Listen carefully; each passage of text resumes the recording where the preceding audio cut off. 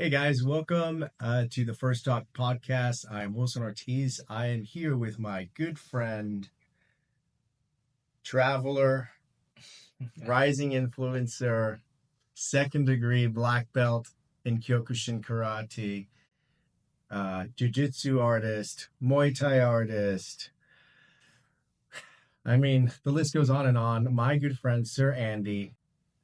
And we are here to talk a little bit about him, obviously, and his experiences around the world, martial artist, being an immigrant from Vietnam, and a couple other things. So let's just get right into it. Yeah, just real quick before, it's such an honor to be here with Wilson. He's been a good friend of mine. Recently, he's like a hidden gem, but once you know him, like you really get to know him. He'll open up, and he'll be like a lifelong friend of the once in a while you find. And it's such an honor to be here in front of this audience, and I hope I can share. I'm not here to like I'm not some famous celebrity or something, but hopefully what I said in this interview could be constructive and educational to maybe not all of you, but to some of you. That's it. Yes, those were very nice words that I don't deserve, but I'll take it. So let's just start with like from the very beginning, right? Like you're from Vietnam. Right. I don't know Vietnam, Right. but I have dated women from Vietnam, and Oh, they're beautiful, oh, they are. and they come from beautiful families too. Right. They love to eat, Right. which I personally love, women that love to eat. So tell me a little bit about Vietnam and then how you made it over to the United States, and how is your English so good? Well, I don't think my English is that good yet, Good, that's great. but I'm learning. Um, but I think Vietnam is a wonderful country, and if it's right now it's the number one tourist destination in the world. Actually, Thailand is number one, actually, but Vietnam Mhm. is somewhere in top three, top five, and it's so super cheap. And the people are so incredibly friendly, and we don't have a gang problem per se, compared to a lot of other countries. Let's just say in Caribbeans or in Central America, South America, or even in the U.S. even.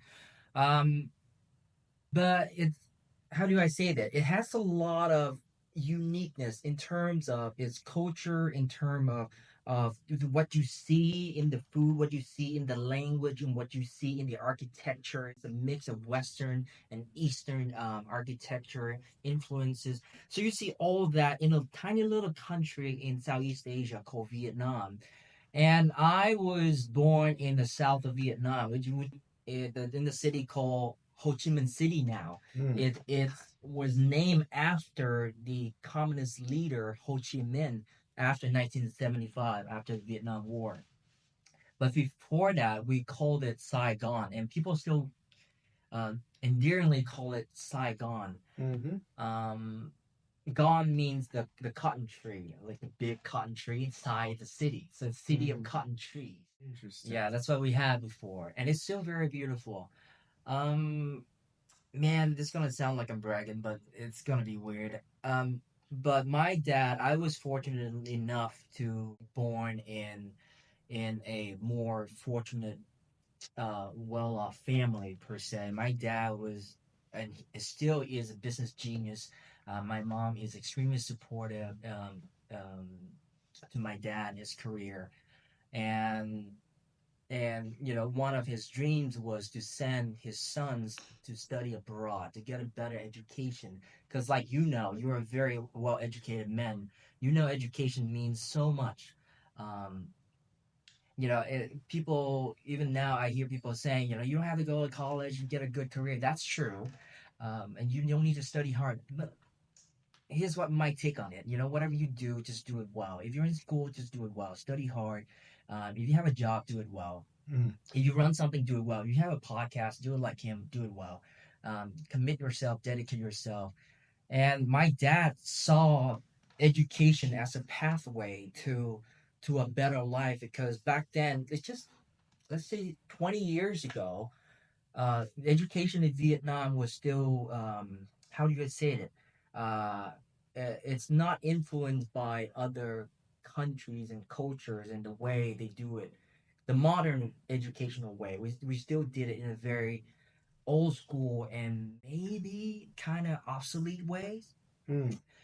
So it wasn't that great. And the schools wasn't that great. Teachers would beat on students, corporal punishment was a thing.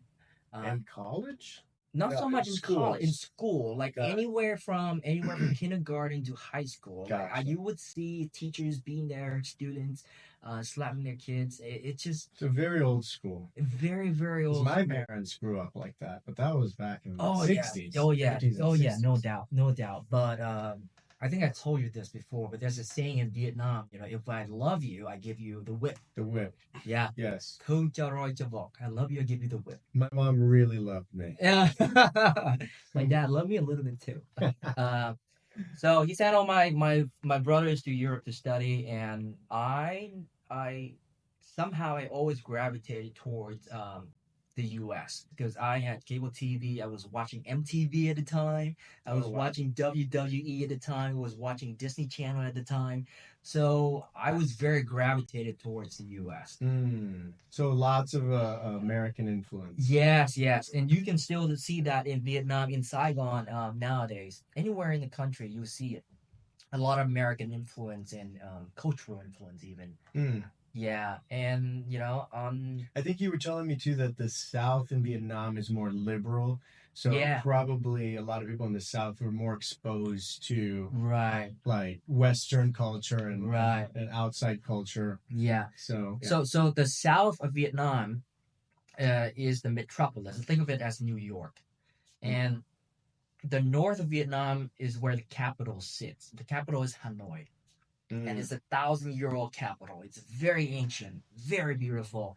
But with that lineage comes traditions, and that traditions are ingrained in the people, and ingrained in everything that you see, in the clothes that they wear, in the architecture, the houses they live in, the food that they eat, the way they talk, the way they carry themselves. It is different.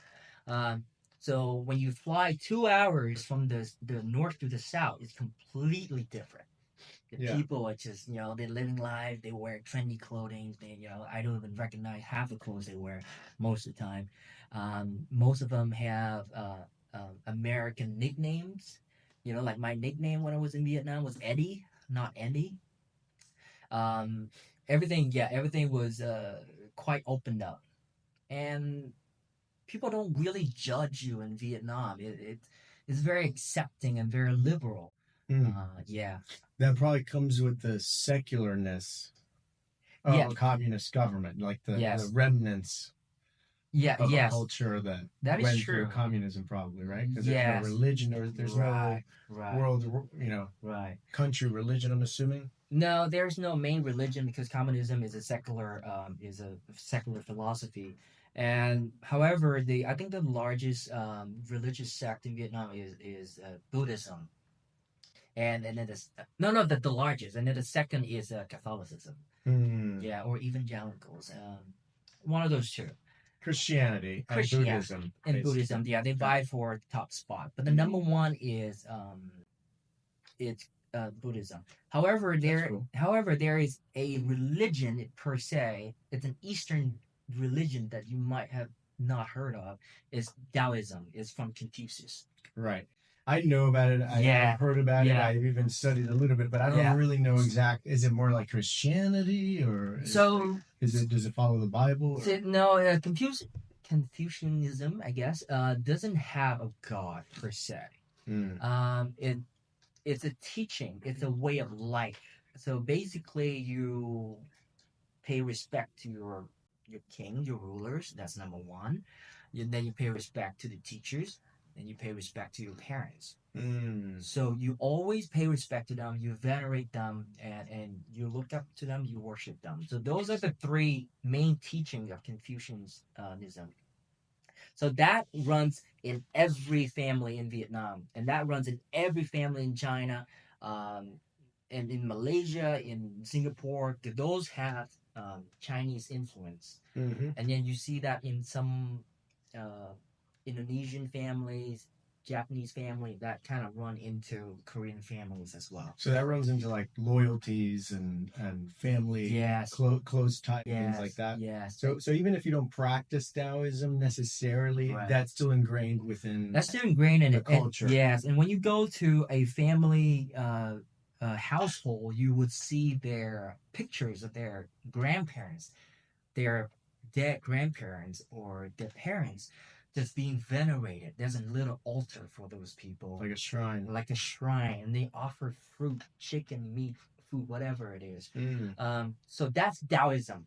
Got it. Yeah. And then maybe next to it you see a little statue of Buddha somewhere. That's Buddhism. Gotcha. Or they have a cross somewhere on the wall. That's Christianity. So it's interesting because it's like the Vietnamese people are like picking and choosing the things that align culturally, but also probably they identify with personally as well. I agree. I agree. Yeah, but do you practice any of those, or does your family follow? My family is kind of semi atheistic.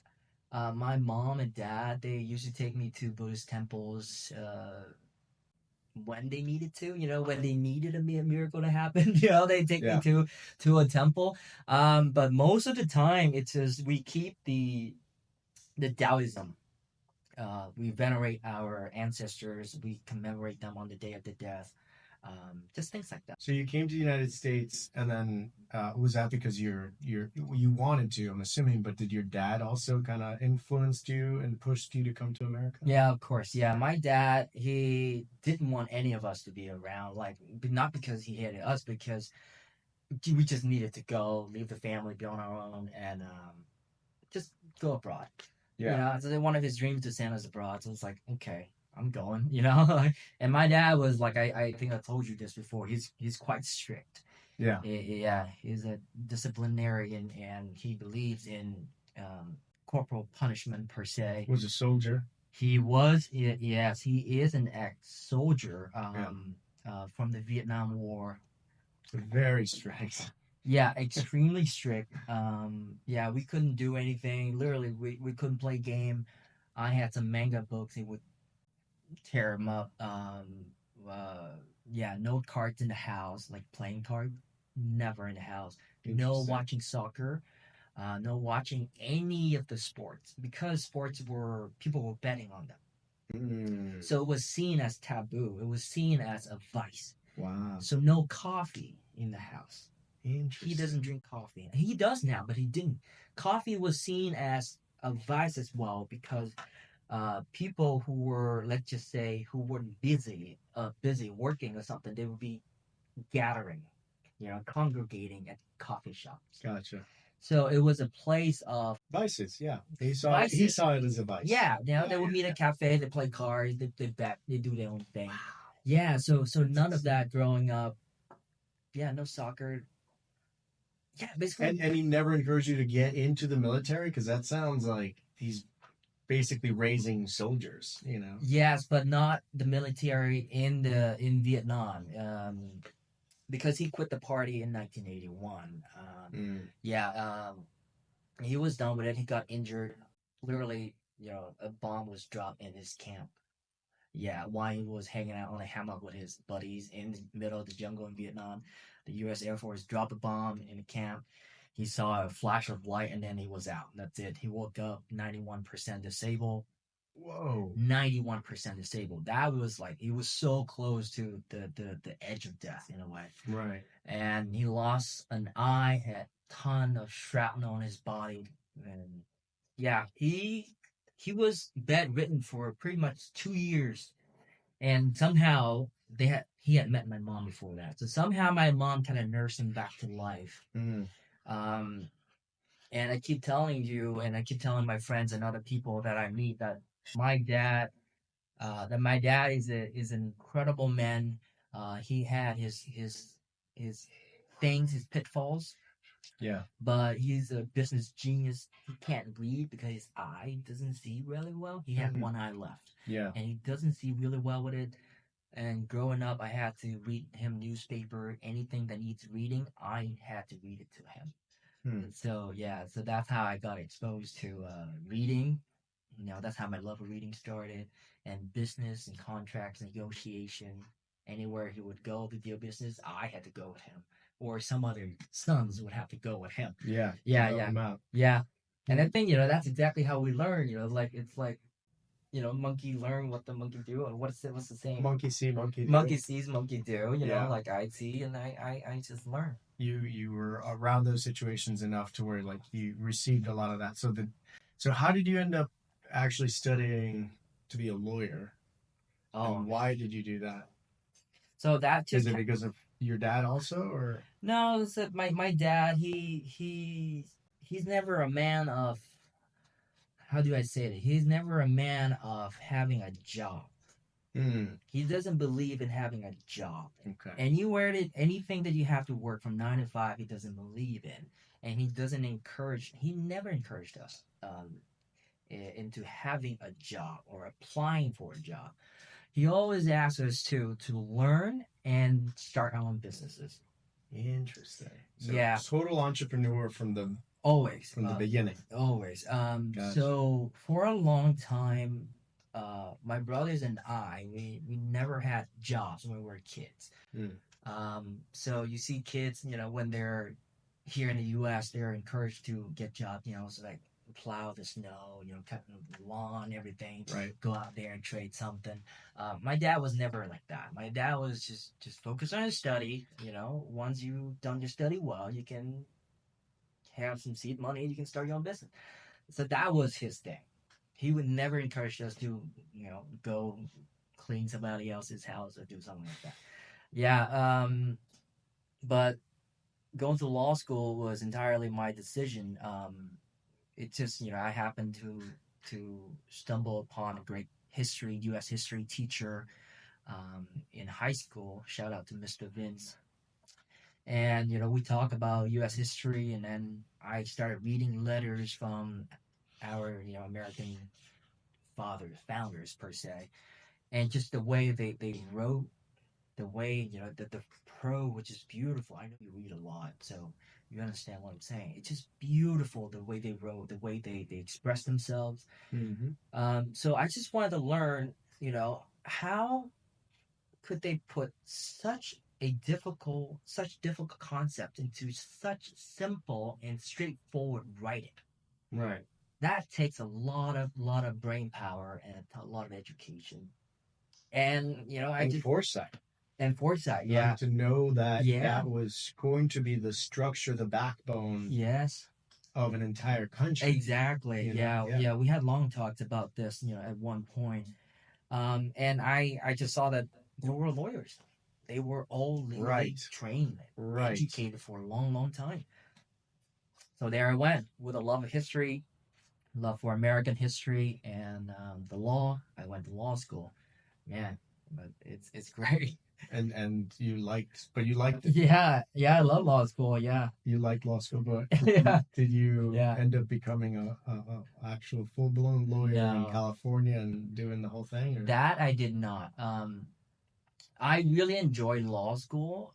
I don't know if you know how law school works. Have you ever thought about applying to law school? I know some people like, oh, I thought about applying. No, my grandma is an incredible woman. My grandma still alive. Shout out to Virginia. My grandma is an incredible woman. My grandma told my mom and my dad that she could sense. My grandma always had like a sixth sense about her, where she said, my brother was going to be a financier. And I was probably going to be a lawyer, or a lawyer, some sort of like in communications, talks, conversations, things like that. And well, she was right.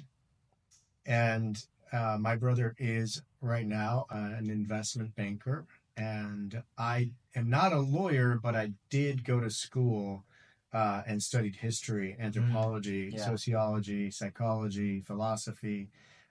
Communications, speech.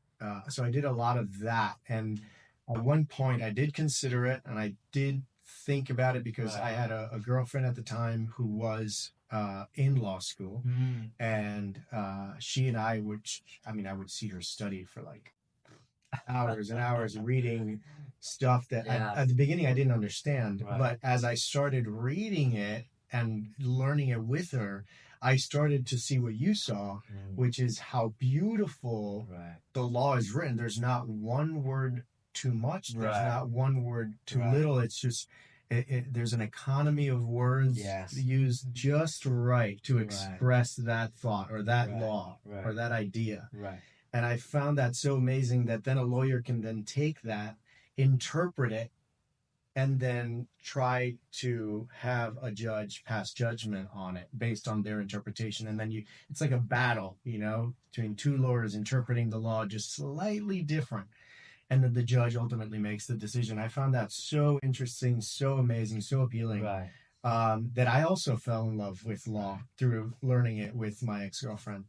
And but I never really thought that was for me. I thought that going to battle from a legal standpoint just seemed a little boring and dreadful and kind of exhausting. And I had friends that were lawyers because of my ex-girlfriend. I met lawyers and stuff, and it didn't seem like something that was something that would fulfill me. And so I didn't choose that path, but I did enjoy it a lot. And I think that from what I learned from learning the law with her and stuff, I think what I got out of it is that I like talking to people. I like history, just like you. I enjoy, finding like the crooks and crannies, or what is it, whatever, however the saying goes. I like finding and reading in between the lines of things, like if you say something, I like trying to understand you fully and completely based on what you're saying. I don't want to assume too much. I will assume a little bit, but I'll leave you to interpret yourself the way that you want to interpret yourself, and then I extract a lot of that knowledge from you, and then I enjoy talking to people and getting to know them more by asking further questions like that. He's perfect for this job. So this is why I decided to do this, because I think that this is perfect. I like getting to know people in general, and then extracting a little bit more, and then pushing a little bit more, and then back and forth we go. So you didn't practice, but I practiced, but I don't have a license yet. I never took the bar. And not because that the law has done something damaging to me or I hate it or something. It's just when I graduated law school, other opportunities arose, and business opportunities. So I try following that path for a little and hit some successes. So it's just, that's my path now. So speaking of that, let's talk about what I really wanted to talk to you about is you are a YouTube influencer and with 40,000 plus subscribers. So he's talking the talk and walking the walk, which I find amazing because it's inspiring, and I admire him in that sense, that he just says, I'm going, and he goes and he films, and he also doesn't like doing touristy things. By the way, check him out at Young and Hungry. No, it's Sir Andy now. Just Sir Andy. Okay, so just Sir Andy on YouTube. He travels the world. He goes, he doesn't like doing the touristy stuff, although you might see a little bit of touristy stuff here and there. But mostly what he likes doing is getting to know the people, the culture, the food. He likes to also go to some dark places in some of these countries to maybe, understand a little bit more about the culture behind the scenes, not typical to what the average tourist may go and see in some of these countries. And I admire that completely because I'm from Puerto Rico, and that is hard to do there. And there's a few instances, he went to Puerto Rico, and there were a few instances where he got to know the people there and got some knowledge about some of the behind the scenes of things that happen there. And you can go check it out right now. The one from Puerto Rico is amazing. In fact, I was watching it and I was like, why didn't I do that? I'm from there. I know where to go, how to do it. That's exactly that's the same question that I ask people anywhere I go in the world. Like, why don't you just pick up the camera? Mm, Because anything that you think is boring in your life, it's actually interesting to others. Even whatever it is that you're doing, even you're just going to a 9 to 5 job, you have something to share. You always have something to share. You are unique as you. And the environment around you is unique to you as well, and right. how you see them is unique to you, and you can present your side of view, and it's amazing. So I've been to very remote places, and I remember this one guy in extremely remote mountainous region in Vietnam. It's called Sapa. So he's high up in there. It's just him, and you got to drive half an hour from the main road just to get to his house, and then you got to walk a little way. But somehow when I got there, he is a fellow YouTuber. He's a fellow YouTuber. The guy didn't even have a toilet, but he's a fellow YouTuber, and he shoots on his little tiny little, I don't even know, Chinese phone, and he has around at the time he had about 50,000 followers, and he would shoot just daily, everyday thingy, his butchering a pig, his planting the field, uh, his cooking, but he's cooking with wood and with a stove. It's just different, and people like to see that. Right. So just pick up the camera.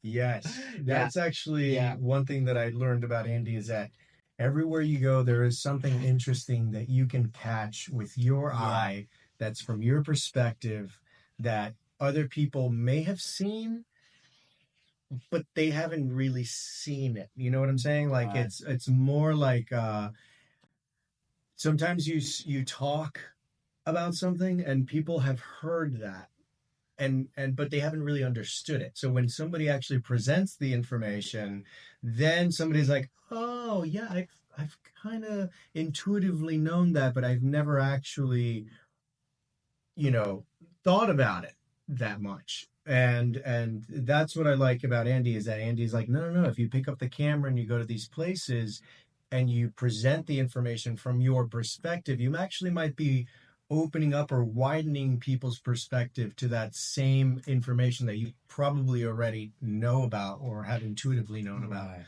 So I find that very Yeah, encouraging, yeah. you know? And even like you don't know. There's a saying that you don't know what you don't know, and it's so true. You just don't know until you do it.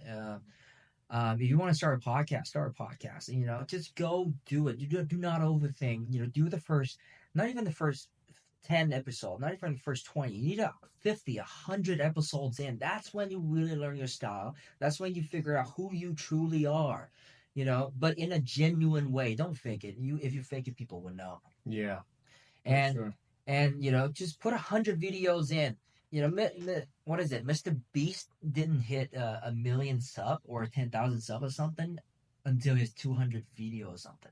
It's crazy. So you're saying that it takes a while to become a master at that thing that you're I interested in. Yeah, but not even at master level. I would say at the basic level, you need to figure out the basic infrastructure, the foundation. And in order to learn the foundation in any social media, in YouTubing, in podcasting, you need a few episodes. I would say 50 episodes. That's Right. when you really feel comfortable. That's when you lay the foundation that you can stand on and build.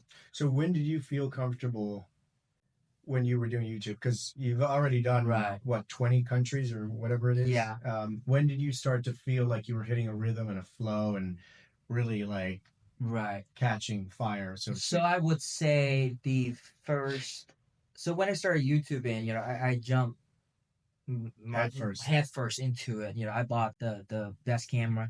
You don't have to buy the best camera. Just start with your phone that you have right now. Um, but I wanted to make this work, so I invested a lot of money into it. And Like how much money are we talking about? Would you say was like your initial investment? I would say $6,000-7,000. Mm. Um, Camera. camera, the one that we're Audio. shooting on is literally 2000 already with Tax 2200. Lumix, what is it? Lumix S5. S5. With the best of the best microphone is $300. That, and then you need a photography backpack, otherwise your gear is gonna be ruined. Right. And then when you shoot travel content, you need to travel. So at first, I was shooting a lot of like fancy food, king crab, lobster, and I would travel to a nice area, and that would cost a lot of money. Now my style is a little bit different. But if you're gonna do it, dedicate yourself to it. Be the best. Don't start out trying to be the best, but trying to be the best version of yourself in that time of frame. Like most genuine, authentic. And then increase on every video, every podcast you do something new. Even if just one thing, do something new. Change the thumbnail, change up the sound, the lighting, whatever it is. I always do that, and I still do it now. Little adjustments. Every little thing, one thing bad you take away, one thing good you add to it. So that's how you improve. And eventually people, because I started, after 20 videos, I knew I could make good videos. Because I was learning from the best. I was copying the style because I hadn't figured out yet. Like I told you, need like 50s or something videos. But I was copying other styles and, copying the best, and what I see would work: the rhythm, the style, the music, the way they talk, the way they present, the location they go to. And it's fine to copy, but then copy, and then within that amalgamation, you take something away, you form your own, and then that would be you.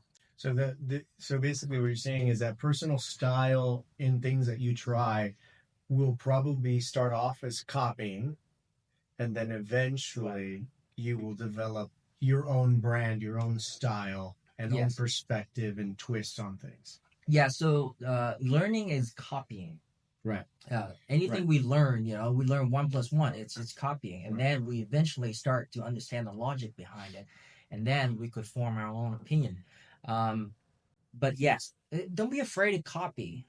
Don't just copy and paste, but take that copy and somehow, form your own. Because you're gonna copy from 100 people, and from that 100 people, it's gonna bring down to you. You know what I'm saying? Yeah. You're not going to see 100 people in one video. It's going to be a little bit of that, a little bit of this, and it's going to be you. Well, because that's exactly what I'm doing. I am copying them. I'm copying their interview style. I'm copying their setup. I'm copying, the conversational side of it all.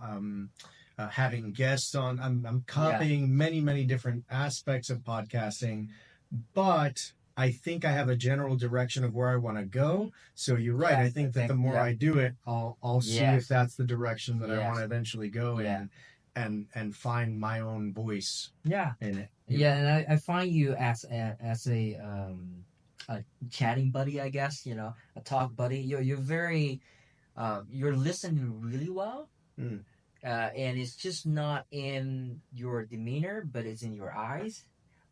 You have good eye contact, and you have that soft eye, eyes are like I'm paying attention. Yes, eyes are difficult, like if I'm look at you, but I could be judgy. Eyes are hard to get right. And I think like overall you're a pretty charismatic guy. You talk really well. You're well thought out. What is it? Well thought out? Your thoughts, or your thinking, are well thought out. You're educated, thoughtful. You're thoughtful, thoughtful, and you're thinking well thought out as well. Yes. So those are really good combination, because obviously somehow you've been trained in your life.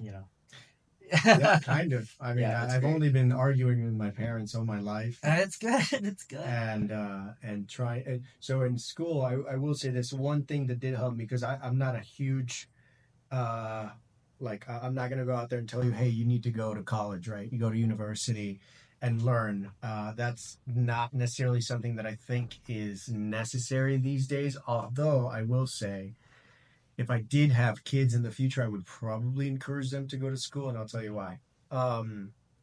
I had this teacher in college. It's not about the university. It's about individual people. and like how the professor, Mr. Vince, inspired you. So I had a few teachers in college that uh, encouraged me to write short stories, write poetry, and I thought it was a waste of time completely. I just wanted an A and move on to the next thing. And this is before I even knew I wanted to do anthropology. Um, but then I was this short of getting an A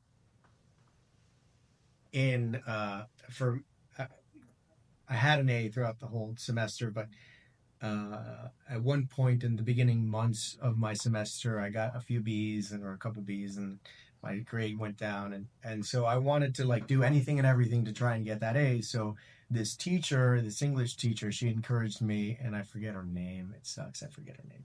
But she really did change my life in a way.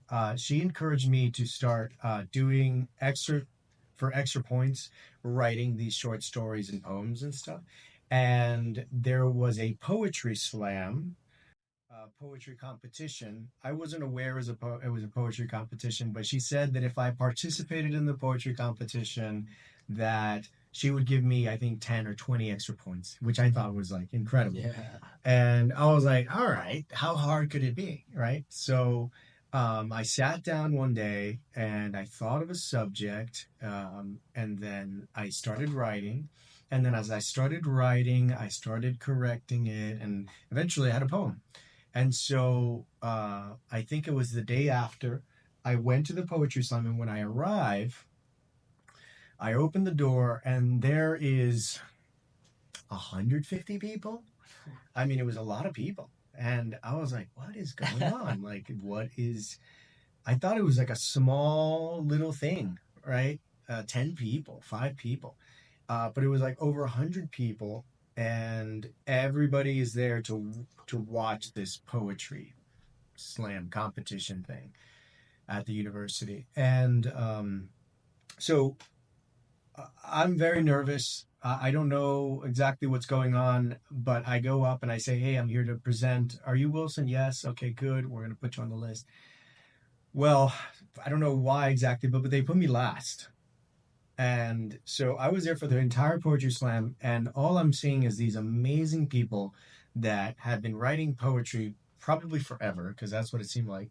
Were going up there and killing, and just like beautiful poetry. Like, wow. Like I didn't know poetry could be that beautiful. And here I am with like a poetry that I made the day before.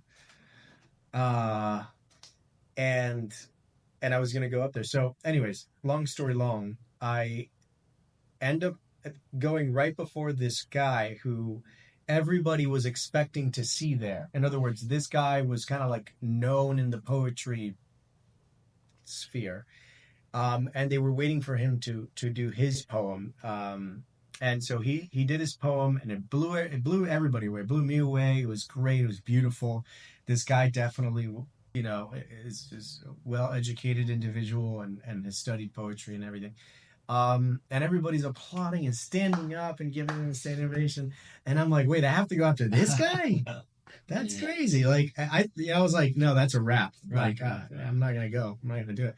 But I decided to go, and I did it. And what happened was that halfway through the poem, I got this second wind where it wasn't me saying the poem. It was like somebody else saying the poem. Like I became the poem, right? I know that sounds cheesy and corny, but I really, it was almost as if like there was barely anybody there, and I felt free to just express myself and communicate and share my feelings. And because it was that kind of poem. It was about my dad. And then at the end of it, like I'm almost in tears, and then I stop, and then there's silence, and I'm like, oh my God, what is this? What's going on?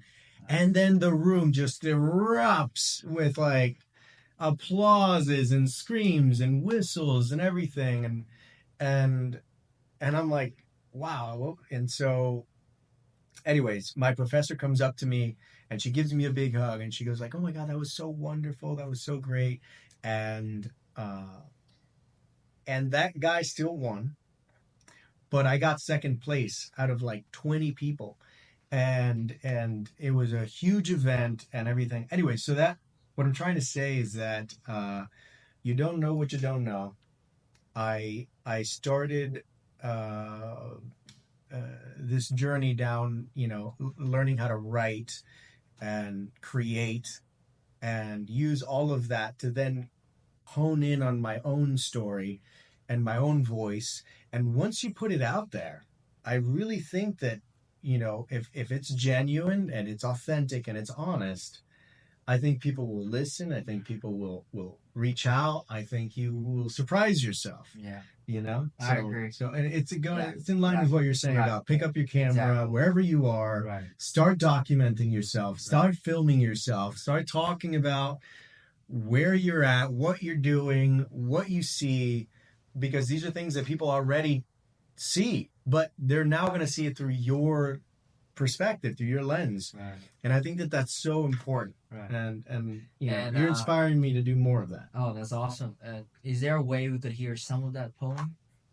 Oh my God, no way.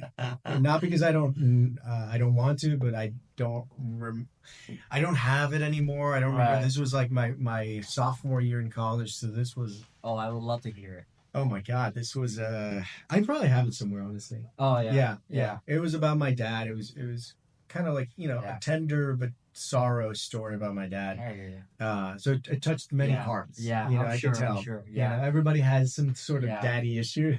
Oh yeah, I have huge daddy issues, and we talked about this. You had to I love you, I give you the whip. Oh my God. Yes.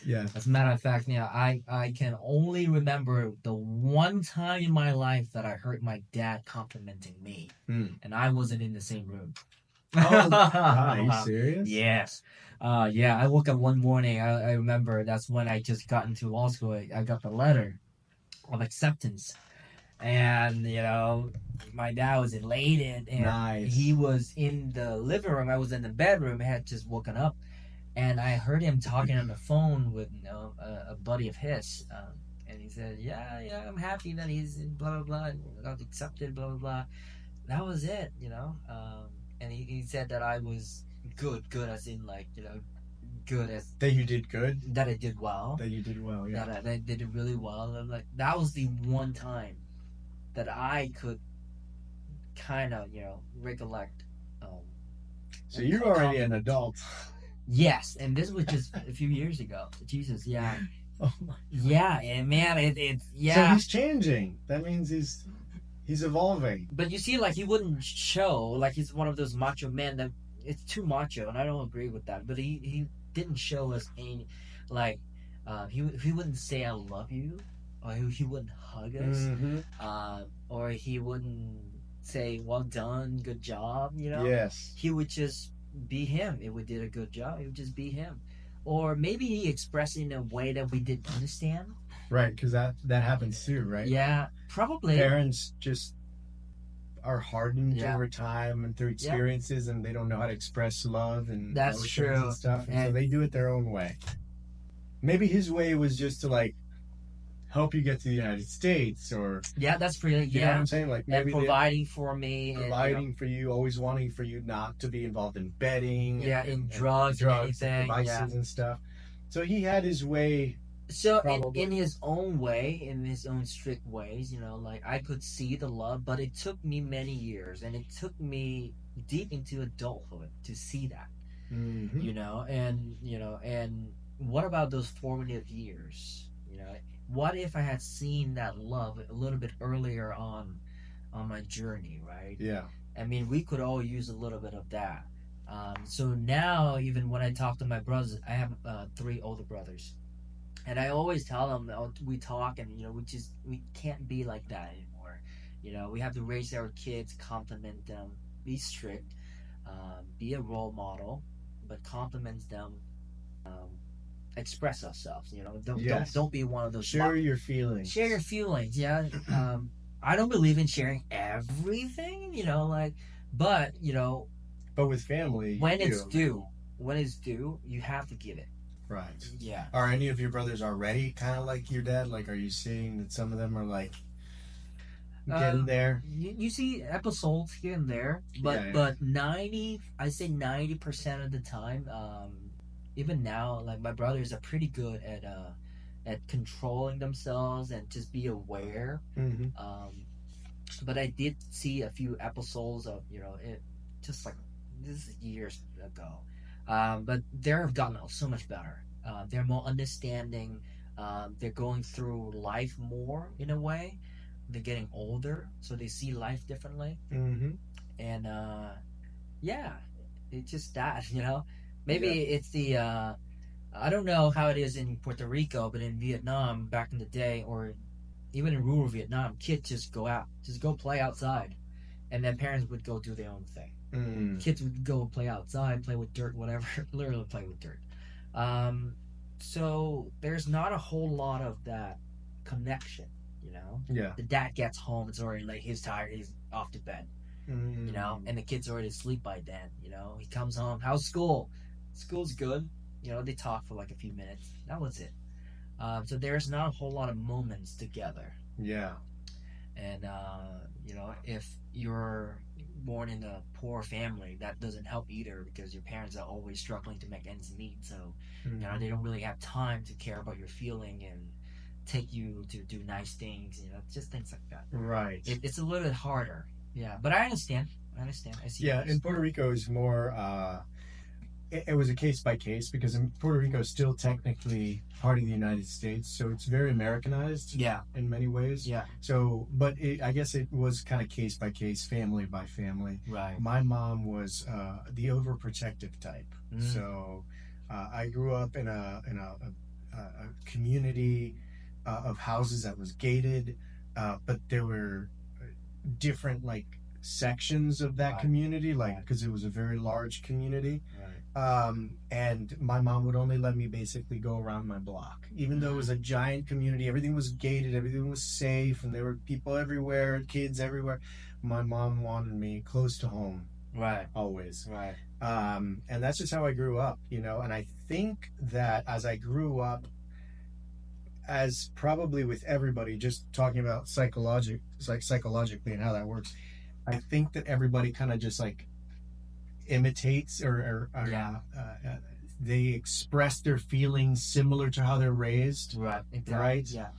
And so it took me a while to kind of become a more well spoken, thoughtful individual, because back then I was so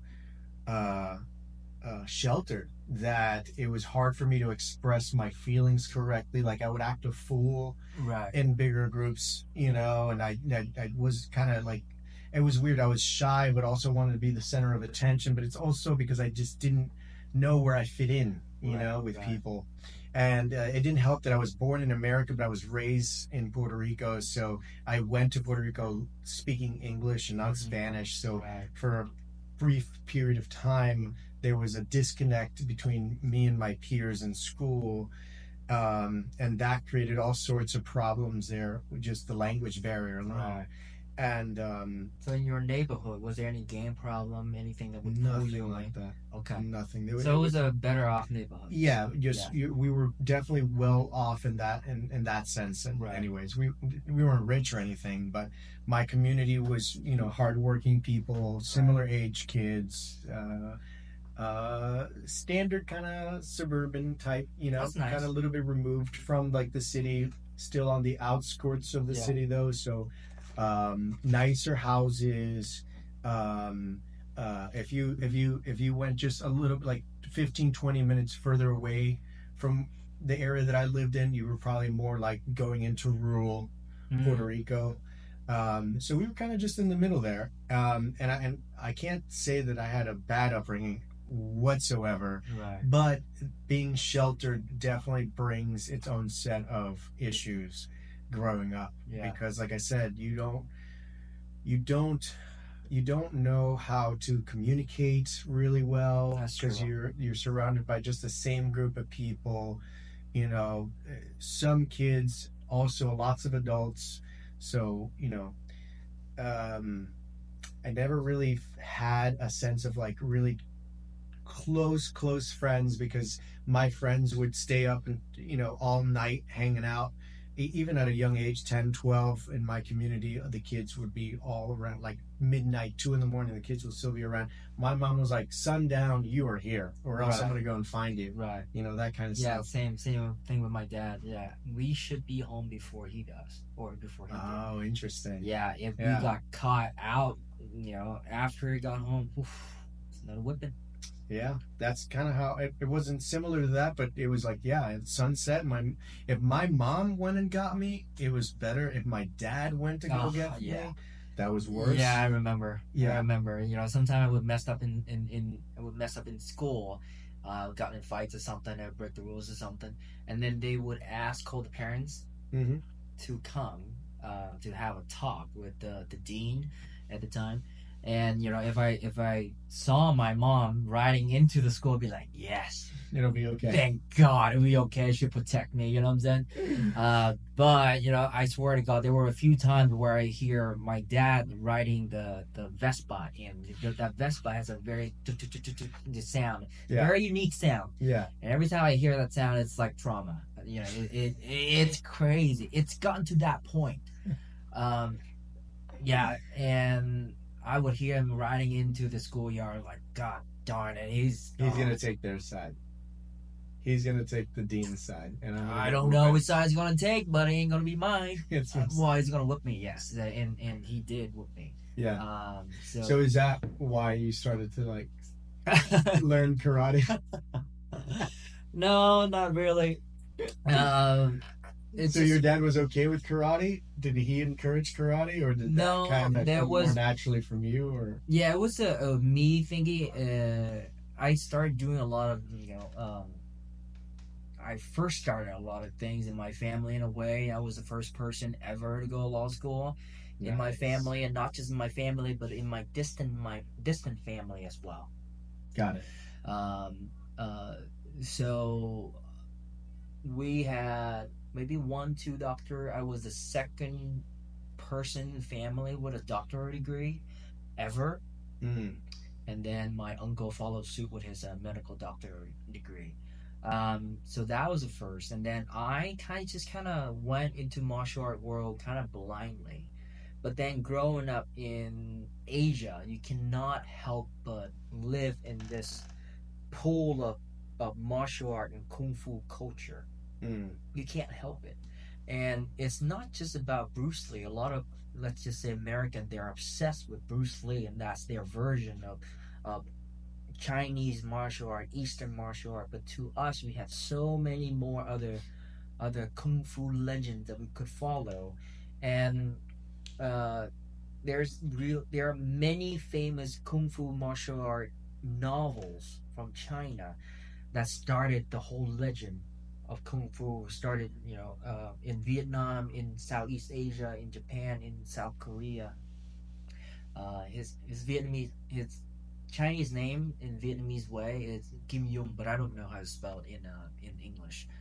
But he started with different style, and when you watch kung fu movies, you see different style, tiger claws, or monkey's fist and crane's fist. All that came from Shaolin Temple, but also romanticized by these novels. Mm. And they're so famous. They are like, they're like the Bible of Asia. They were everywhere. They were turned into movies, TV shows, and other children's storybooks, everything. And you living in Asia, you cannot escape that. And you cannot help but fantasize a life with martial art and kung fu, and you just travel the world, fight people, duel people, and get in with hot chicks. That was the life of those novels. So at 20 years old, I think it was 20 years old, I started looking into doing martial arts. And at first I wanted to do karate. I wanted not specifically karate, but I wanted to do something that had a belt, because I wanted a black belt. I wanted to show off that I have a black belt. It'd just be cool. And I saw Muay Thai. Muay Thai didn't have a belt. And I'm like, oh man, I would love a belt. Wing Chun is pretty cool. I don't know if you know Wing Chun. Yeah. The close fighting. Wing Chun is Stop the fascinating. Yeah, Wing Chun's amazing. Bruce Lee's first teacher was a Wing Chun master. Really? Yip Man. Yeah, there are some great movies I will show you. So I look into Wing Chun. Wing Chun, it just, I don't know, it didn't really fit me. And then somehow I was browsing on YouTube and saw this video. It's called The Strongest Karate. I was like, The Strongest Karate? What the hell? So I clicked on it, and the style was absolutely different, absolutely brutal. They fight full contact, no gloves, no shin pads, no helmets whatsoever. You can wear mouth guard and groin cup. That's it. And these two guys just pounding at each other, just pounding it. Huge dude. And just I got fascinated. I contacted a dojo, and there happened to be a dojo right next to my college at the time, Santa Monica College. And there I found my sensei. You know, he's now a shihan, which is a master. A sensei is a teacher. A shihan is a master title, and his name is Tom Callahan. He's in Boulder, Colorado now. I started on Halloween night, 2011. Little did I know that he would become like a mentor and a father to me. He would guide me in everything in life, and you know, he structured and influenced my way, my vision and my way of life, and how would I say this? My life philosophy in a way. Yeah. The way I talk to people, the way I carry myself, the way I compliment people more. You know, because I stop giving you the whip because I love you. No, I start complimenting you because I love you. Right. So that changed my whole approach. Yeah, and he showed me a way of martial art that is soft but stern. Okay, you're disciplined. You're a hard man. You're a dangerous man. But anywhere you go, you're soft. You're nice. You know, you don't have to show who you like. That's ego. You don't have to show off. Right. There's one thing. So he's preparing you for war. Yes. But the way that he prepares you for war is through discipline. When the battle calls for it, then you show up. Then you're ready. Yes. So even take shaking hands, for example. In Western culture, when you shake hands, it's a firm handshake, and you got to be strong. You know, you're squeezing a little. You don't want to squeeze too much, but you're firm to show that you're strong. Yeah. Even though you're shaking on the inside, you show that you're firm. In Japanese culture, you shake very softly. You know, but eventually now it's kind of changed to like a firm handshake. But to us karatekas, we shake very soft. With two hands, we bow. Extremely soft. You know, it's like here, try it. Shake like that. Got it. You barely feel barely. Very, very soft. In a way, you are confident in yourself. You're not letting the handshake dictate who you are and whether you are weak or whether you are strong. You are strong because you are strong. You know who you are. Right. You know. Yes.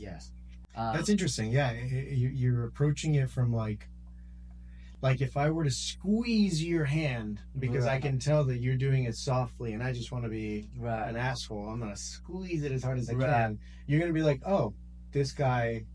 Yeah, there's no probably need. There's no need. Yeah, there's some ego there. You can tell a lot about that person right off the bat. How they shake your hand. So literally, why the need to squeeze my hand so hard? Right. What are you trying to prove? Right. What are you trying to prove? What are you trying to do? Are you trying to fight? Are you trying, like, what's going on? Yeah. So to me, it's not just a handshake. It's what you have to back up that handshake. Gotcha. You know? Yes. If you come in for an interview, you shake my hand really well, and you have nothing to show, what is that going to matter? It doesn't matter anywhere. Right.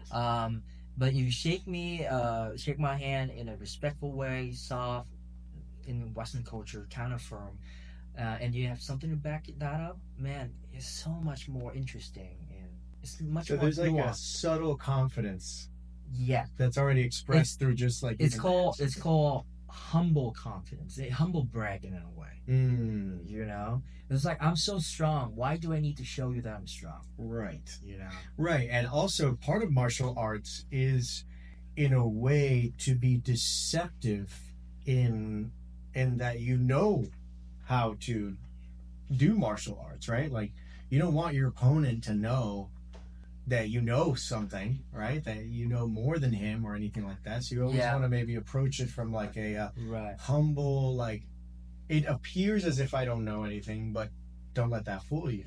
Yeah, but as you train and the more you mature in the martial art, there's going to be giveaways. You're gonna carry yourself in such a confident way, in your eyes, in your gesture, in the way you sit, Right. that people will tell this guy's confident. The way you stand, The way you your stand, posture, the yeah. way you're so aware with everything. You look them directly in the eye. You're not afraid of them. You're not, cowering. People know that, and Yeah. people pick up on that. That's how bullies, pick up on their praise. That's how predators too pick up on their praise. Right. They pick on the weakest, and it's usually the people that are Yeah, trying to remove themselves, cower away from the right. situation. It starts with the eye contact. It starts with the demeanor. That's how it is. Right. But that's the Eastern philosophy when it comes to martial art. In Western philosophy, you can see it just be strong. Show that you're strong. Yeah. Just be who you are. If you're strong, you're strong. But yeah, in Japanese culture, they're very, how do you say it? They're very reserved. Yeah. Yeah, they don't want to brag. I mean, the perfect example of that is like we have a movie about that, The Karate Kid. Yeah. You have the young, Yeah. rebellious, brazen, loud kid who wants to be tough, and Right.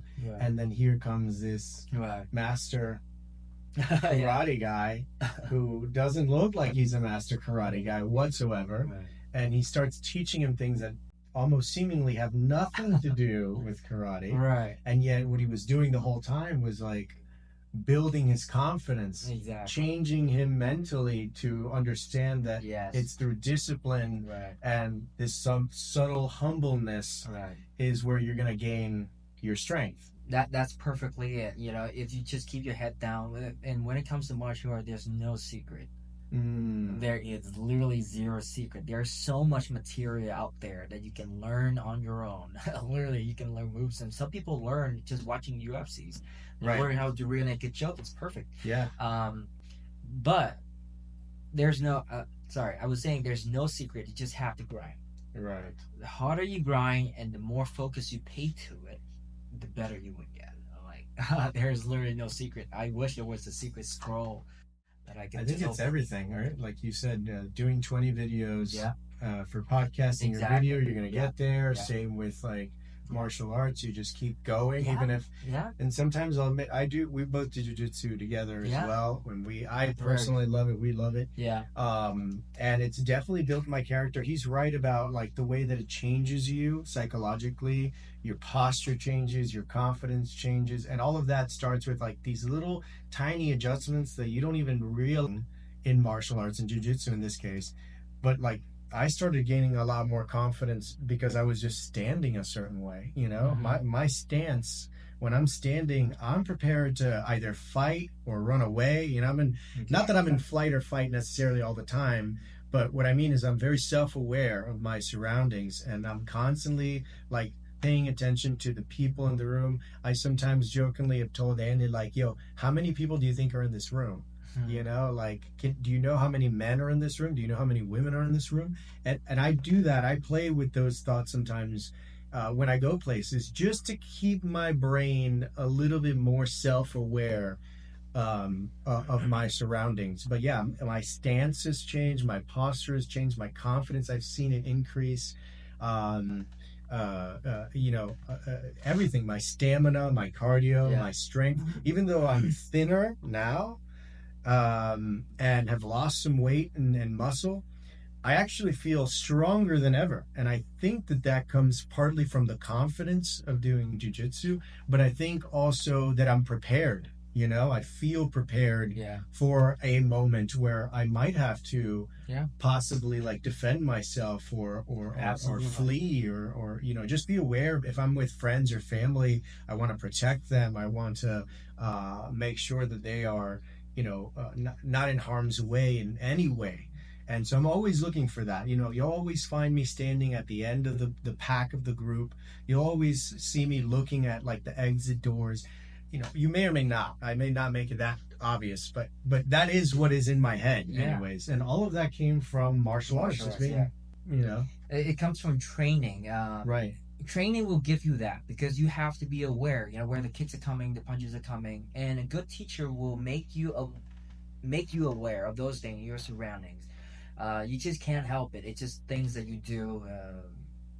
I don't know, like subconsciously. Yes. Yeah, I always sit with my back against the wall. Or I would always face the door. I would never sit with my back against the door. Just little things like that. But it's good that you're thinking in that way, dude. Like that's the way to go, and that's how you train martial art. And it's not just in the dojo. Like I think I told you just a few weeks ago, training is everywhere. Mm-hmm. Karate is everywhere. Right. Jiu-jitsu is everywhere. Whatever martial art you do is everywhere. You're sitting on the plane, I'll be sitting. You can just like work on your hand just like this. It can condition your hand. You can even stretch your fingers. Just things like that. Squeeze and anything, anywhere training. If you're thinking about martial art, that's training. Right. Yeah. Well, it's more than that, right? Yeah. It's discipline. Yeah. It's that you're making sure that your mind is always focused on some goal. Yes. Learning something new or different or from a different perspective. Yeah. I've told you this too, and this is something that you guys can do at home. At the end of my day, every day, I'll take 5 minutes, sometimes a little less, sometimes a little more, but I'll reflect on my day. I'll kind of run a picture, a movie in my head of every single moment of that day. And obviously it won't be second by second. I'm going to be jumping around in my head in that movie. We'll be jumping around different things, but it'll be one thing after another, and I will basically reflect in 5 minutes time about my whole day. I'll sit at the edge of my bed and I'll just sit there and I'll think about it. I woke up, I did that, okay. I washed clothes, that's good. I did this, and then I went to work, okay, that was good. I interviewed, my friend Andy, okay, that was a good day, that was productive. By the end of that, I will have basically an assessment of my day, and then I will put a feeling towards it. I will say the day was mostly good because I got something done, because I did this, because I did that, because I did jujitsu, because I exercised, because I ate well, because and so I'll add it all up and I will say today was a mostly good day, or today was a great day, or sometimes today was not such a good day, and these are the reasons why. And I think that, for example, specifically with jiu-jitsu has helped me a lot, because I'll go and I'll train, and it's easy to just train and then leave, exercise and then leave the gym or your dojo or whatever, and then you just go home and go about your day. But I decided that I'm going to spend a couple of minutes on my drive home, when I'm preparing food, whatever, on reflecting on my training. Did I exercise well enough? Did I do a good job? Did anybody compliment me? Did I feel like I got something out of it? Again, I'll make a little assessment, and then I'll say, yes, it was mostly a good training day. And I'll do that with, different things, but you could do it at the end of the day. You can do it with specific things. It's just a way to reflect on the past and then let it go.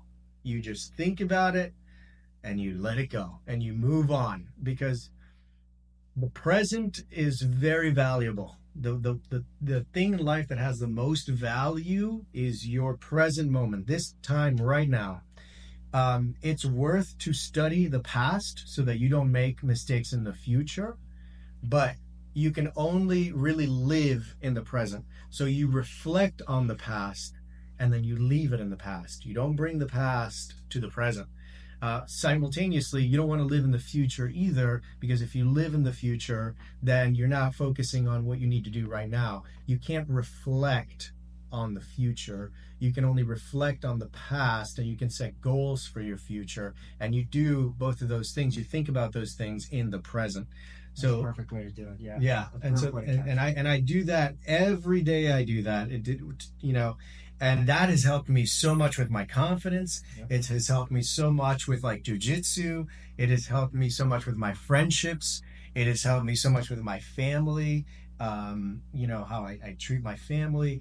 It has helped me with goal setting, leaving things in the past that have been very bad, very bad experiences. Everybody's had bad experiences in the past, and we like to bring those into the present, and we like to live in those moments, and just just live in those memories to try and maybe relive them, because we're so attracted to the pain. Not attracted, but like the pain is within us, so we're trying to kind of like relive those moments just to, I don't know how to say, we're addicted to these memories sometimes, whether they're good or they're bad. We hold on to them, but they belong in the past.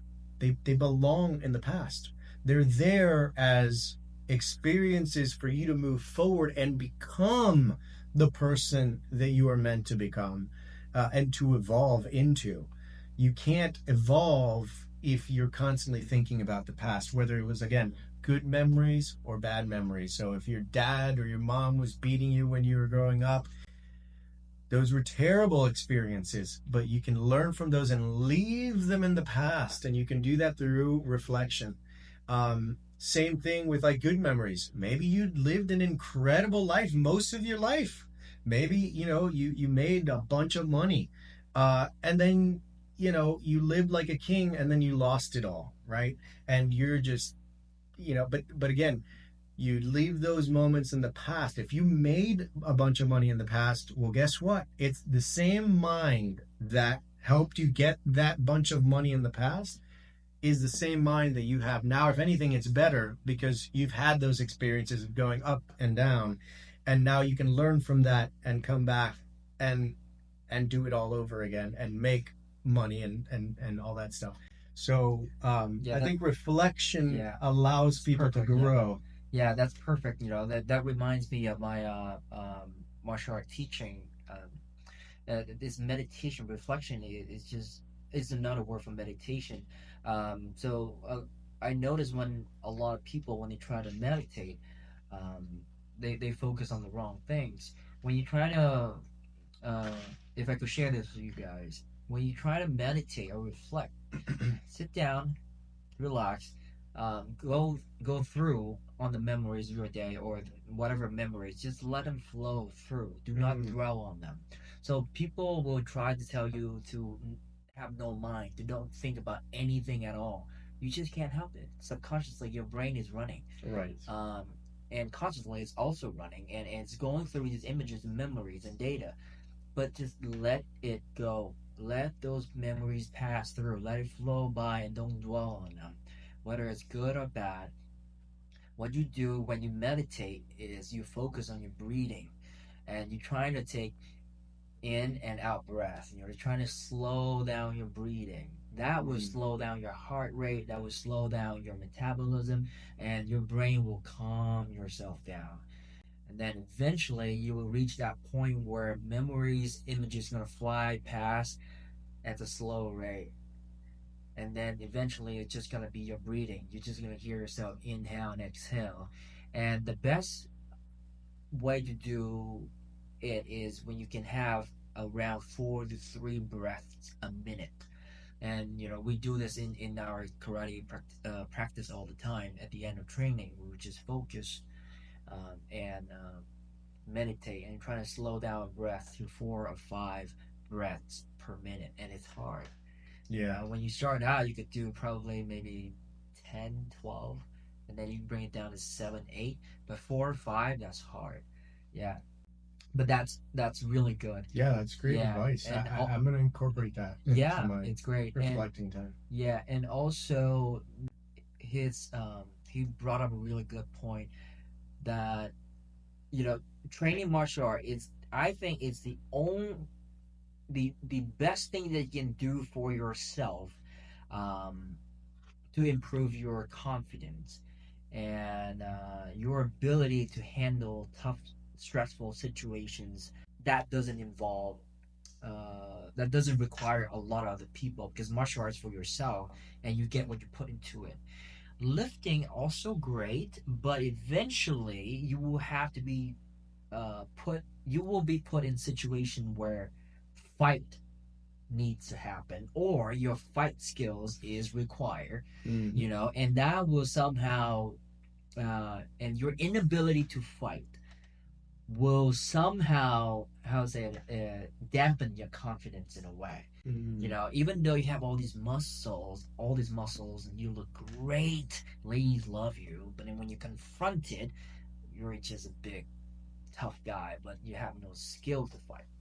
But when you can fight, you can dominate other men. And that you're talking about mental toughness. That's also mental toughness, Right. and that directly correlate with your confidence. Even though you're a smaller guy, but you're a great fighter.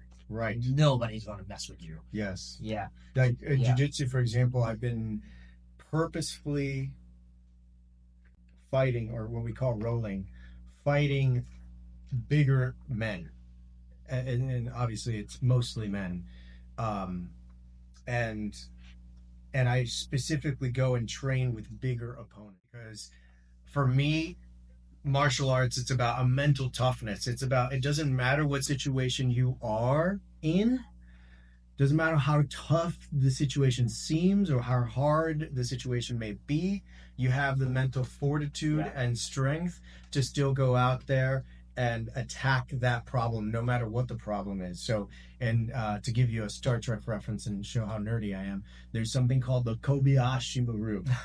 You know what the Kobayashi Maru is? Yes. So, for those that don't know, the Kobayashi Maru is a test that they did in Starfleet for Starfleet cadets, I should say, where they put you and a team of you in a what they call a no-win scenario. In other words, the scenario that you're going to be put in has no solution. It is meant for you to fail. Right. Because if you fail, you will, according to Starfleet, they believe that by having you fail, you will become more aware of how important it is to, number one, find out how mentally tough you are. Number two, how well can you work with your team and how to keep them calm. And number three, is there really no way out? Is failing the only option? Because if failing is the only option, then you still are going to have to find a way to make the best of that situation, knowing the impending doom that is about to come down on you. And it's in those moments of impending doom that real men and real women are actually created. When there's a situation that you think you can't get out of, that you've been thinking about for days and weeks and months at a time, and you know that there is this moment where you don't know what you're going to do, that you might give up, that you might fail, that you don't know what you're going to do next, right? You don't know where your next paycheck is coming from. You don't know where your relationship is going. You don't know if you're going to get fired at work.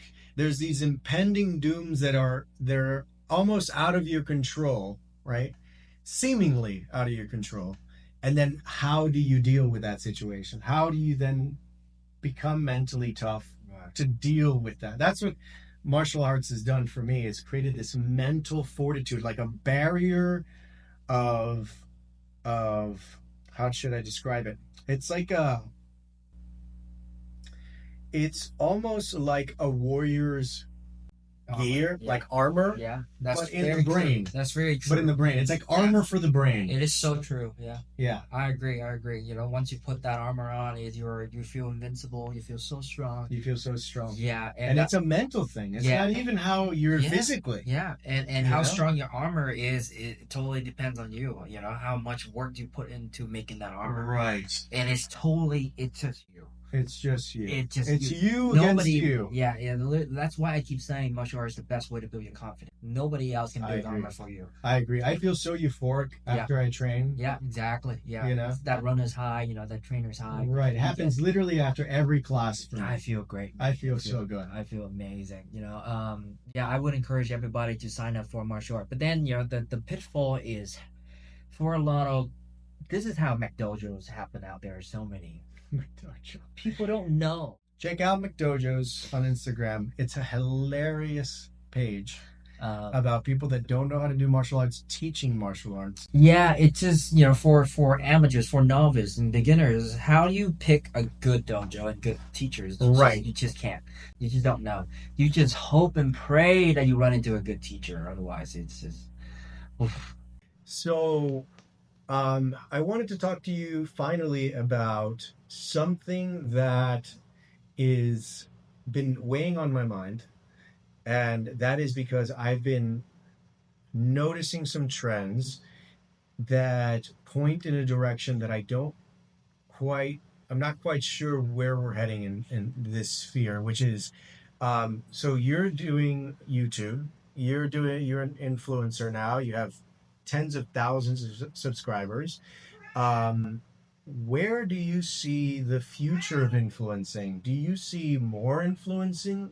Do you see more people picking up a camera and starting to, you know, uh, del- create content? And also, I've noticed a trend with AI where a lot of people are putting out content that is artificial, that is not authentic in the sense that it's not human content. It's created by humans, but through filters, basically, right? AIs, you have OnlyFan models now that are complete AI. You have Instagram accounts that are full AI. You have all these companies like Facebook and Google and Microsoft. They're putting out their own versions of AI for like Google Assistants and or AI assistants. So a lot of people are now using a lot of AI and will obviously continue to use more and more and more and more AI. What does that mean for influencers like you?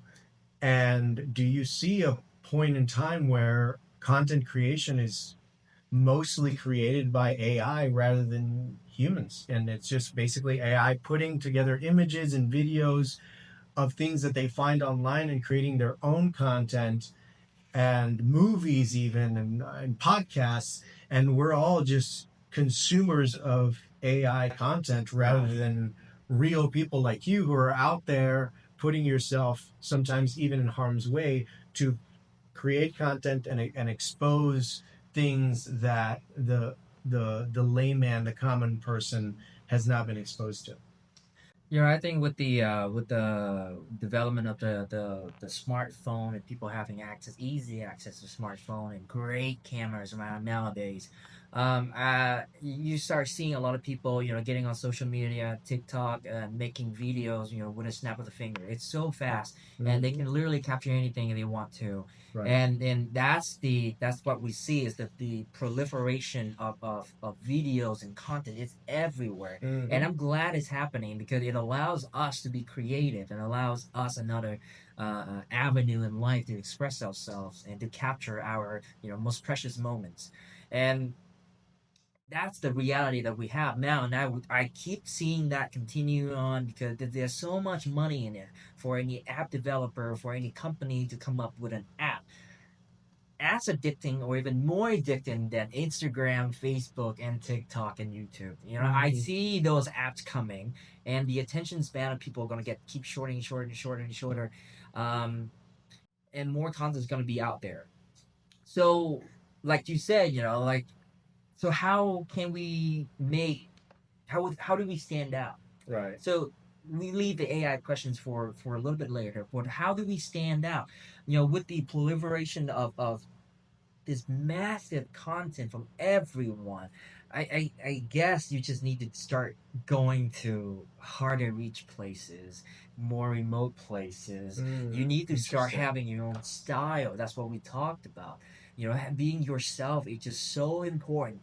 Because when you be you, who can be you? Like Snoop Dogg said, I think one Right. time. And just start something, find something unique, find something that the mass cannot get access to. If you have to travel 2,000 kilometers, 2,000 miles, go for it. You got to climb a mountain to get to it, go for it. Those are the things that are going to make you stand out. If you're going to capture everyday content like food, again, go to far remote places to capture food. Um, but also learn to edit video and capture video and present video in such a way that is uniquely you, because I keep harping on this one point: just be you, because once you be you, who can't be you? But now, like Wilson just mentioned, with the emergence of AI, so what's gonna happen? Is AI gonna take over the content creating world? Um, Part of it, I think so, because that's exactly what AI is created for.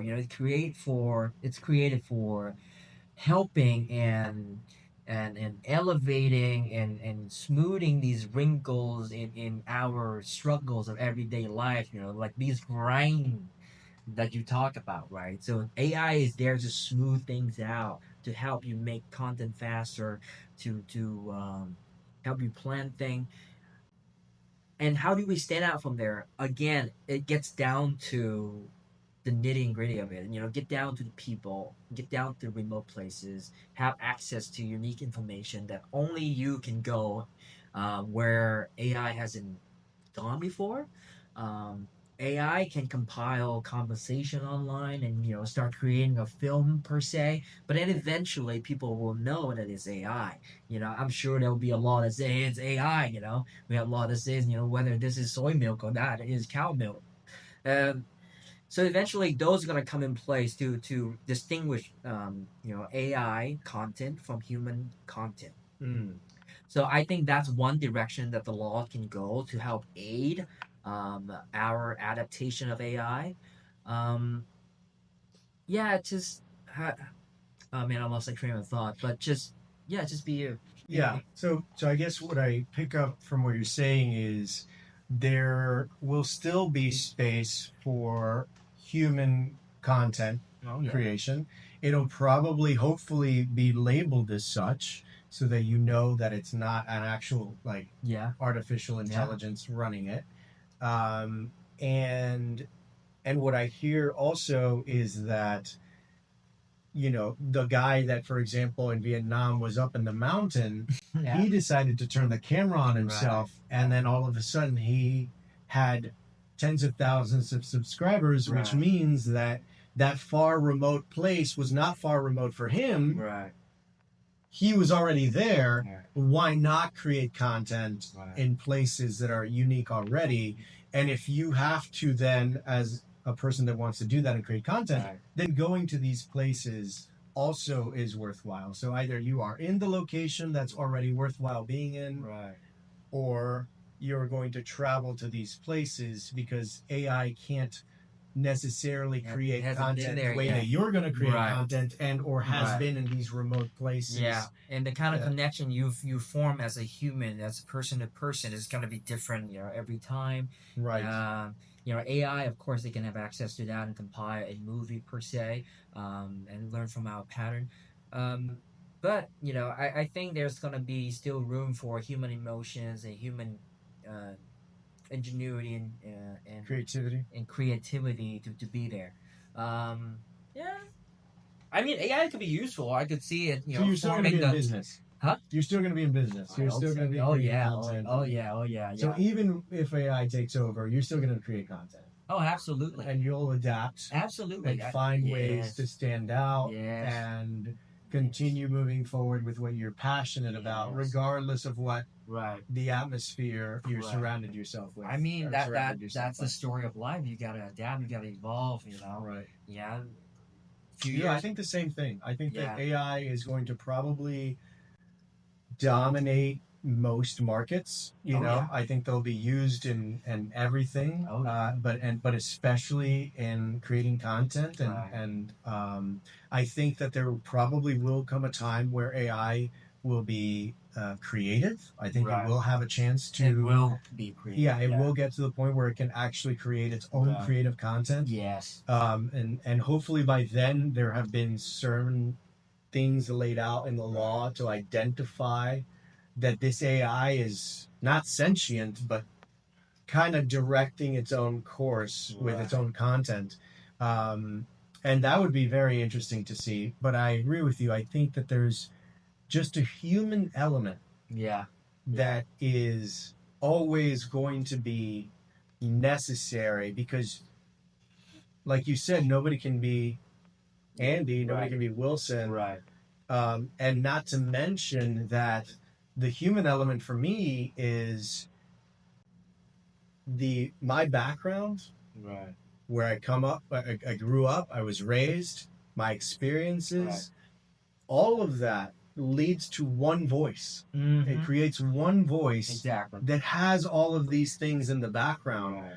Whereas AI doesn't have a human element, a soul, let's say, to really extract something that can connect on a very, very deep level. Not yet, anyways. Yeah. Not yet. Not yet, Right. which is a very important note, a very important point. Not yet, anyways. But I think that in that time period until that happens, the human element, to be able to connect with your audience from your personal background, like people are going to want to see your face. Right. You know what I'm saying? Exactly. They're going to want to know more about you. Where Right. do you come from? Right. You know? Yeah. Oh, he's from Vietnam. Oh my God. Tell me more about Vietnam. Right. Oh, you studied in California. Tell me more about your experiences in Right. California.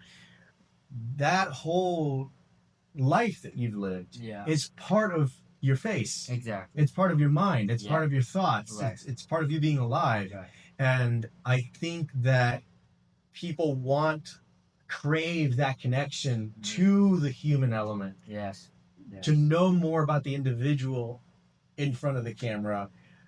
It's not just anymore about the celebrity and how good they look, right? Yeah. It's now about the influencer and how are they able to influence? Well, they're able to influence because they are human, and they have that I don't know French, but like that je ne sais quoi, that flair about them, that is their personality, that has been built through experiences. People want to know that story. And then eventually people get old, and if they become celebrities, they write a memoir, right? And then people go and they buy the memoir of that person because they want to know more about that person's life. Right. That is all still part of the human element that I think allows for content creation to be so much better, I think so. It would be so much better, all these, compilation of, let's just say top 10 tourist destinations and all that. That can be handled by AI. That's a good point. All that. Right. Done, out the window. Now people have to really dig deep down and go into the emotional, heart-wrenching, touching stuff. Yes. Go and really connect with genuine the people. Storytelling. Really, really good storytelling. That touches human soul. That is where humans can thrive, and we've been thriving on that. I agree with that 100%. I think storytelling is probably one of the paths that is easiest for the future influencers if they really know how to do it. Right. If you can go somewhere, Guatemala, Belize, Mexico, and then if people can see that you don't know enough about that culture, but you're really trying to tell their story, even if you're not from there, that's compelling. Yeah. Because that's like a story within a story. Yeah, because they find common grounds. They find common ground with the disconnect and the connection. Yes, all of it. Yeah, because it's the human in us that we identify with. Yes. Yeah. Another thing that I brought you here about, and it's incredibly inspiring, and I've had the opportunity to work with you on this project, and it's that you decided that you wanted to start a luxury clothing brand, fashionable clothing brand. I think it's very fashionable. And I personally have never been one concerned with my image. However, since I've met you, I have uh, understood that there is something to fashion that goes beyond fashion, that has probably to do with the same things that we're talking about here too, about like confidence, you know, carrying yourself differently, you know, around people. There's Right. something about it that draws people's attention. Uh, and if you are a beautiful person on the inside, you shine bright on the inside. With fashion, you can magnify that Absolutely. tenfold. You can Absolutely. multiply that Yeah. aura, Yeah. right? Yeah. Fashion is. Sorry. Yes. To interrupt. Start off with like, you can tell me about your opinions on what I said, but Right. tell me about specifically about your clothing brand. Right. Tell me the name and you know, why do you pick that name? Right. Where, like, give me some details as to your actual company. I think before we do that, like before I explain, I'm just gonna give you some products here. I brought some products here for This is for Wilson something here. I was not expecting, but I'm very happy for. Oh yeah, he deserved way more than this. It's just a little gift from me. Thank you. This is a box of clothings inside. Nice. Yeah, you feel free to So open it. Lapel de la Vie, you Yeah. can check them out on Instagram, Lapel de la Vie Yes. .official. .official, yes, and also on the website lapeldelavie.com. Nice. So Lapel de la Vie is French for because I just love the French language, so I picked French. Yeah, nice. Lapel de la Vie means the call of life, and the tag name is fearless. So the call of life is fearless. So I travel so much, I encourage people just to be fearless, just go out there, chase your dream, and just Love that. just do it, like Just go out there. maybe I'm just borrowing Nike's slogan right now, but it just No, be go fearless. live life. Yeah, go live life. Go live life. Yeah, follow the call of your life. Right. Yeah, and you never know what that call is until you expose yourself, you put yourself out there, and somehow people, the environment around you, and you can say destiny will guide your hand. Just try things out, and you never know. You never know. Yeah. Go live life. Yeah. So, can we open one of these? Sure. Just to kind of show. Sure. Maybe we can open this. Yeah, open that one. Open this one. Are you Yeah. sure? Sure. All right. So let's open this. Okay. So comes with a beautiful bow. Very nice, elegant, sophisticated. Yeah, it took us a It while. looks very luxurious. Yeah. You open it. There you go. Amazing. It comes with these like cards. So Tell me about this. So there's a thank you card here, printed on premium paper, Okay. and Nice. just basically thank you for supporting us and all that. And here we got the inside. The envelope would be some note written by me. Let me take some pictures here real quick. Thank you. That's perfect. Beautiful. Yeah, and then just some gifts I have inside. This is like stickers, just for you to stick on things, I guess. And I don't have a bill for him, so if you bought it from us, there will be a bill in here. But absolutely, so all these clothes are manufactured in Europe by some of the best. Yeah, put it up manufacturers so out there. we can kind of really see it. So it's like that. It's a little oversized hoodie. It's heavy. It's heavyweight. Yeah, absolutely the best French terry cotton out there. So we handpicked the best of the best cotton in the world and got it manufactured in some of the best factories in the world. Just that. Some tank top over here because I know he loves wearing tank top. Yeah, Some tank. Yeah, this will rock so well in the summer and late spring. I have a whole lot more for him. But if you go on my website, you're gonna see it definitely. Here you go. Should we put this somewhere else? Yeah, we can put it on the ground here. There. Okay. And this is just because I travel so much. So this for you. Okay. Yeah, What is this? just open that.